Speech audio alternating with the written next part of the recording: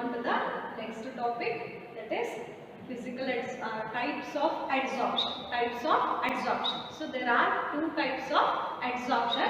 First one is physical adsorption and second one is chemical adsorption. Physical adsorption or a physisorption. So what is physical adsorption or a physisorption? So physical adsorption means the adsorbate and adsorbent are held together by a weak van der Waals forces. So ಗೊತ್ತಾಗ್ತಿದೆ ಏನು ಹೇಳ್ತಾ ಇದ್ದೀನಿ ಅಂತ. ಈಗ ನಾನು adsorbate ಮತ್ತೆ adsorbent ಅಂದ್ರೆ ಏನು ಅಂತ ಹೇಳ್ಕೊಟ್ಟಿದ್ದೀನಿ. adsorbate and adsorbent ಆಯ್ತಾ. ಈಗ ನಾನು ಗ್ಯಾಸಸ್ ಮತ್ತೆ ಸಾಲಿಡ್ಸ್ ನ ತಗೊಂಡಿದ್ದೀನಿ. ಗ್ಯಾಸ್ ಮತ್ತೆ ಸಾಲಿಡ್ಸ್ ಆಯ್ತಾ. ನೋಡಿ ಈ ಗ್ಯಾಸಸ್ ಇದೆಲ್ಲ it act as adsorbate, solids ಇದೆಲ್ಲ ಏನಾಗಿ ಆಕ್ಟ್ ಮಾಡುತ್ತೆ adsorbent. ಸೊ ಹಾಗಾಗಿ ನೋಡಿ ಇದಕ್ಕೆ ಡೆಫಿನಿಷನ್ ಬರಬೇಕಾದ್ರೆ ವಾಟ್ ಇಸ್ ಫಿಸಿಕಲ್ ಅಡ್ಸಾರ್ಪ್ಷನ್ ಅಂತ ಕೇಳಿದ್ರೆ, so the adsorbate and adsorbent are held together by a weak van der Waals forces are called ಏನಂತ ಕರಿತೀವಿ, physical adsorption or a physisorption ಅಂತ ಕರಿತೀವಿ. ನೆಕ್ಸ್ಟ್ ಅದೇ ರೀತಿ chemical adsorption or a chemisorption ಅಂತಂದ್ರೆ the adsorbate and adsorbent are held together by a strong chemical bond are called chemical adsorption. So chemical adsorption ಅಲ್ಲಿ ಏನಾಗುತ್ತೆ, adsorbate and adsorbent are held together by a strong chemical bond are called chemical adsorption ಅಂತ ಕರೀತೀವಿ. So ಇದು ಕೂಡ 1 marks ಗೆ definition ಕೇಳ್ತಾರೆ. what is physical adsorption or what is chemical adsorption ಅಂತ ಕೇಳ್ತಾರೆ. ಸೊ ಹಾಗಾಗಿ ಇದಿಷ್ಟು ಬರೀಬೇಕು. ಸೊ physical adsorption ಅಲ್ಲಿ adsorbate and adsorbent are held together by a weak van der Waals forces. ಅದೇ ರೀತಿ chemical adsorption ಅಲ್ಲಿ adsorbate and adsorbent are held together by a strong chemical bond. ಆಯ್ತಾ. ನೆಕ್ಸ್ಟ್ ಇದಾದ್ಮೇಲೆ ನಮಗೆ differences is very important 3 marks ಗೆ.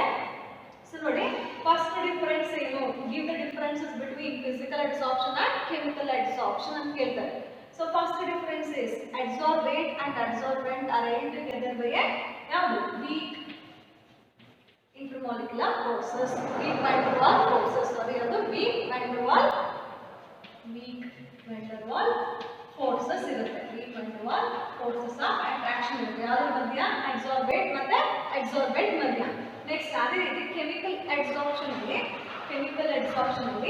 ನೋಡಿ, ಈಗ chemical adsorption ಅಲ್ಲಿ adsorbate and adsorbent are held together by a strong chemical bond. ಯಾವ bond ಇರುತ್ತೆ, strong chemical bond. So ಯಾವ್ದಾದ್ರು ರಿಯಾಕ್ಷನ್ಸ್ ಗಳನ್ನ ತಗೊಳ್ಳಿ, ಯಾವುದು ಫಾರ್ಮೇಷನ್ ಆಫ್ ಅಮೋನಿಯಾ ಇರ್ಬೋದು. ಸೊ ಅಮೋನಿಯಾ ಫಾರ್ಮ್ ಆಗೋದ್ರಿಂದ ನೈಟ್ರೋಜನ್ ಅಂಡ್ ಹೈಡ್ರೋಜನ್ ಇಂದ, ಸೊ ಗೊತ್ತಾಗ್ತಿದೆ ಇದರಿಂದ ಆ ಥರದ ಕೆಮಿಕಲ್ ರಿಯಾಕ್ಷನ್ಸ್ ಗಳು ಆಗ್ಬೇಕಾದ್ರೆ adsorbate ಮತ್ತೆ adsorbent ಗಳ ಮಧ್ಯ ಏನಿರುತ್ತೆ, strong chemical bond. So ammonia synthesis ಮಾಡಬೇಕಾದ್ರೆ ಸೊ ನೋಡಿ ನೈಟ್ರೋಜನ್ ಮತ್ತೆ ಹೈಡ್ರೋಜನ್ ಇಂದ ಪ್ರಿಪೇರ್ ಮಾಡೋದು. In the presence of iron oxide act as catalyst. So ಈ ಸಾಲಿಡ್ ಸರ್ಫೇಸ್ ಮೇಲೆ ಈ ನೈಟ್ರೋಜನ್ ಮತ್ತೆ ಹೈಡ್ರೋಜನ್ ಹೋಗಿ ಏನಾಗುತ್ತೆ, ಅಡ್ಸಾರ್ಬ್ ಆಗುತ್ತೆ. ಸೊ ಈ ಹೈಡ್ರೋಜನ್ ಮತ್ತೆ ಐರನ್ ಆಕ್ಸೈಡ್ ಕೆಟಲಿಸ್ಟ್ ಗಳ ಮಧ್ಯೆ ಯಾವ ಫೋರ್ಸ್ ಇರುತ್ತೆ, ಸ್ಟ್ರಾಂಗ್ ಕೆಮಿಕಲ್ ಬಾಂಡ್ ಇರುತ್ತೆ. ನೆಕ್ಸ್ಟ್ ಅದೇ ರೀತಿ ಸೊ ನೋಡಿ ಈ ಫಿಸಿಕಲ್ ಅಡ್ಸಾರ್ಪ್ಷನ್ ಇದೆಯಲ್ಲ, it is not specific in nature.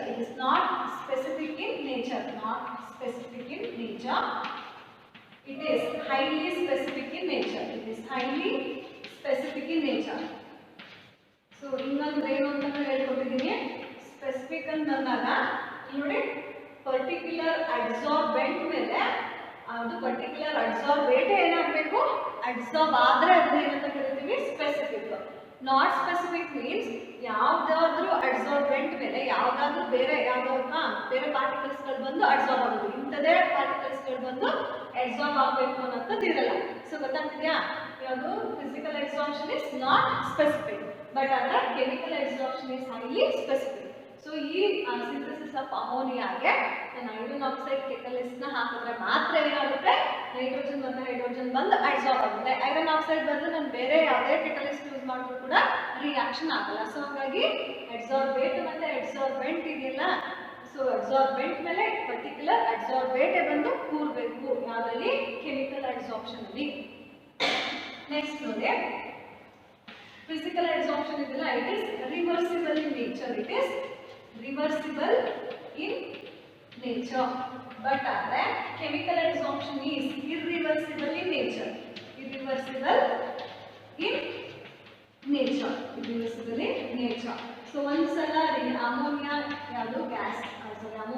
Production ಆದ್ಮೇಲೆ ನಮಗೆ ಮತ್ತೆ ನಾನು ಏನು ಮಾಡೋದಕ್ಕಾಗಲ್ಲ, ನೈಟ್ರೋಜನ್ ಹೈಡ್ರೋಜನ್ ನಾನು ಮತ್ತೆ ಏನು ಮಾಡ್ತಾ ಕನ್ವರ್ಟ್ ಮಾಡೋದಕ್ಕಾಗಲ್ಲ. ಸೊ ಗೊತ್ತಾಗ್ತದೆ, ಒಂದ್ಸಲ ರಿಯಾಕ್ಷನ್ ಕಂಪ್ಲೀಟ್ ಮಾಡ್ಮೇಲೆ ಮುಗೀತು.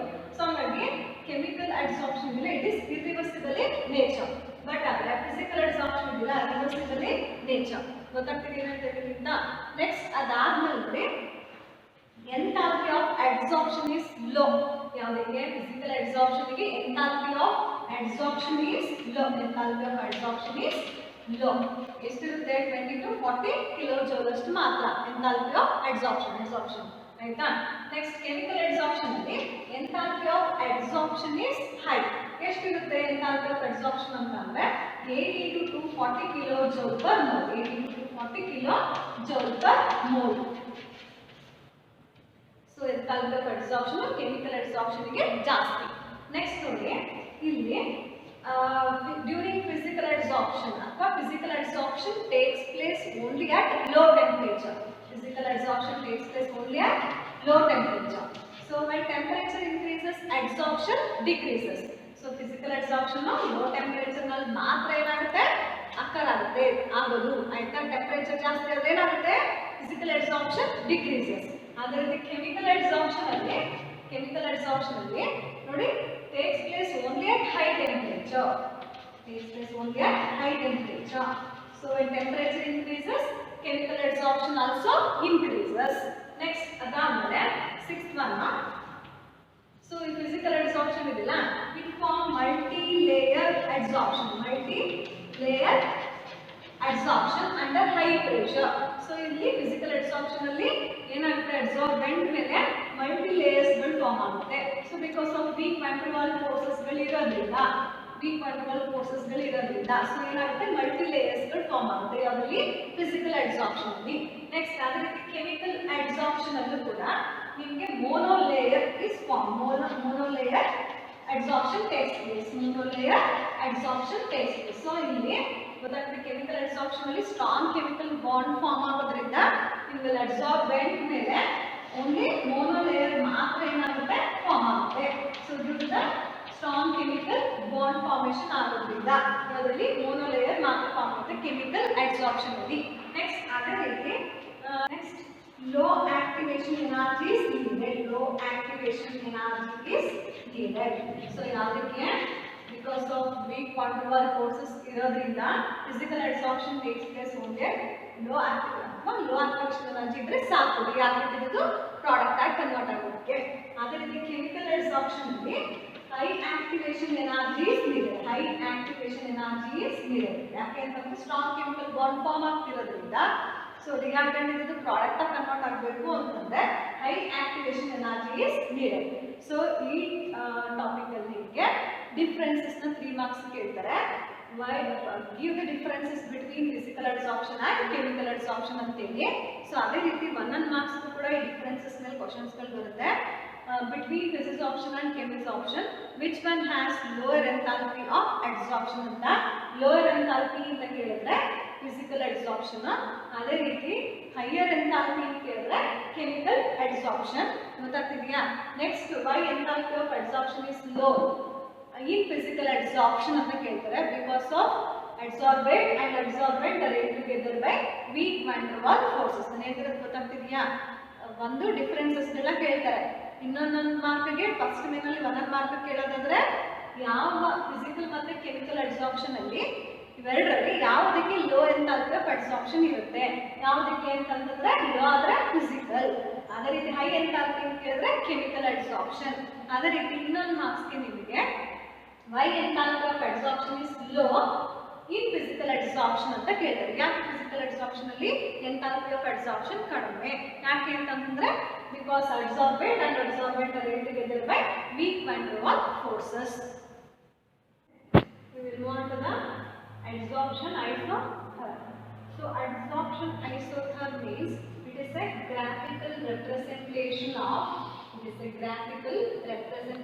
of amount of gas adsorbed on the solid adsorbent. Amount of gas adsorbed on the solid adsorbent with pressure at constant temperature gives a curve known as adsorption isotherm. So adsorption isotherm means graphical representation of amount of gas adsorbed in the solid adsorbent with pressure at constant temperature gives a curve known as adsorption isotherm. So there are two types of adsorption isotherm. One is Freundlich adsorption isotherm and another one is Landwehr adsorption isotherm. So ನಿಮಗೆ ಜಾಸ್ತಿ ಯಾವಾಗ ಕೇಳೋದು Freundlich adsorption isotherm. Freundlich adsorption isotherm. So ನಾನು just equation ಮಾತ್ರ ಬರೆದಿದ್ದೀನಿ. So Freundlich adsorption isotherm can be explained by using the equation x by m equals Kp to the power of 1 by n. Kp to the power of 1 by n, where x is the mass of the gas and m is the mass of the adsorbent, p is the equilibrium pressure, and k and n are constant. K and n are constant. So ಈ equation ಕೇಳಿದರೆ write the Freundlich adsorption isotherm equation and what are the terms involved in them ಅಂತೇಳಿ. So x by m equals Kp to the power of 1 by n, where x is the mass of the gas adsorbed and m is the mass of the adsorbent, p is the equilibrium pressure, k and n are constant ಅಂತೇಳಿ ಬರೆಯಬೇಕು. So ಈ equation important. ಇದನ್ನ ಮಾತ್ರ ಹೇಳಿದ್ದೀನಿ, detail ಆಗಿ ಹೇಳಿದ್ದೀನಿ, ನೋಡಿ ನೀವು ವಿಡಿಯೋಸ್ ಇದ್ರೆ. ನೆಕ್ಸ್ಟ್ ನೋಡಿ, ಇಷ್ಟ ಆದ್ಮೇಲೆ application of adsorption isotherm. Application of adsorption. So ಏನೇನು ಬರುತ್ತೆ ಅಪ್ಲಿಕೇಶನ್ಸ್ಗಳು ಅಡ್ಸಾರ್ಪ್ಷನ್ ಅಲ್ಲಿ? ಸೊ ಇಟ್ ಇಸ್ ಯೂಸ್ಡ್ ಇನ್, ಎಲ್ಲಿ ಯೂಸ್ ಮಾಡ್ತಾರೆ? It is used in the production of high vacuum. Just ನಿಮಗೆ ಸೆಂಟೆನ್ಸ್ಗಳಿಗೆಲ್ಲ ಬೋಲ್ಡ್ ಲೈನಲ್ಲಿ ಆದಷ್ಟು ಕಲ್ತ್ಕೊಂಡ್ರು ಸಾಕು. ಸೊ ಅಡ್ಸಾರ್ಪ್ಷನ್ ಅಂತಂದ್ರೆ ಎಲ್ಲಿ ಯೂಸ್ ಮಾಡ್ತೀರಾ, ಏನದು ಅಪ್ಲಿಕೇಶನ್ ಅಂತ ಕೇಳಿದ್ರೆ ಇದು ಕೂಡ 2 marks question. Write any application of adsorption ಅಂತ ಕೇಳ್ತಾರೆ. First one, it is use in the production of high vacuum. To create high vacuum ನ ಕ್ರಿಯೇಟ್ ಮಾಡೋದಕ್ಕೆ ಯೂಸ್ ಮಾಡ್ತಾರೆ. ಅಲ್ಲೂ ಕೂಡ ಒಂದು ಕ್ವಶನ್ ಬರುತ್ತೆ, ಅಲ್ಲಿ ಹೈ ವ್ಯಾಕ್ಯೂಮ್ ನ ಕ್ರಿಯೇಟ್ ಮಾಡೋದಕ್ಕೆ ನಿಮ್ಮಲ್ಲಿ ಆಕ್ಟಿವೇಟೆಡ್ ಚಾರ್ಕೋಲ್ ನ ಯೂಸ್ ಮಾಡ್ತಾರೆ. ಆಕ್ಟಿವೇಟೆಡ್ ಚಾರ್ಕೋಲ್ ಏನ್ ಮಾಡುತ್ತೆ? ಟ್ರೇಸಸ್ ಆಫ್ ಗ್ಯಾಸ್ ಅನ್ನ ಅಬ್ಸಾರ್ಬ್ ಮಾಡ್ಕೊಳ್ಳುತ್ತೆ. ಗೊತ್ತಾಗ್ತದೆ ಏನ್ ಹೇಳ್ತೀನಿ ಅಂತ? ಸೊ ಅದು ಕೂಡ ಫಸ್ಟ್ ಅಪ್ಲಿಕೇಶನ್ ಇದೆಯಲ್ಲ, ಅದನ್ನ ನೀಟಾಗಿ ನೋಡಿ. ಅಬ್ಸಾರ್ಬ್ ಫಸ್ಟ್ ಅಪ್ಲಿಕೇಶನ್ ಏನದು ಅಂತಂದ್ರೆ it is used in the production of ಯಾವುದು? ಹೈ ವ್ಯಾಕ್ಯೂಮ್ ನ ಕ್ರಿಯೇಟ್ ಮಾಡೋದಕ್ಕೆ ಆಕ್ಟಿವೇಟೆಡ್ ಚಾರ್ಕೋಲ್ಸ್ ಗಳನ್ನ ಯೂಸ್ ಮಾಡ್ತಾರೆ.